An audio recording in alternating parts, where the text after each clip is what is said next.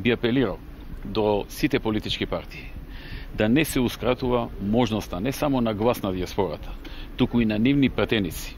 Тоа ќе значи дека ние, овдешните политички чинители, сакаме да го тргнеме нивниот став, нивното мислење, да не се почитува, да не се слушне во парламентот и така натаму. Она што во изминатиот период се предлагаше беше не да се укине гласањето на диаспората, туку да се направат такви законски измени со кои што диаспората ќе има еден или ни еден пратеник.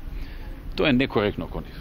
Доколку, например, опозицијата или било која политичка партија има некои забелешки на изборниот процес, например, некои неправилности или слично, ние сме целосно отворени да ги разгледаме, да промениме нешто, да спроведиме, да смениме, да подобриме, да надградиме. Но не и да се направат закони со кои што де јуре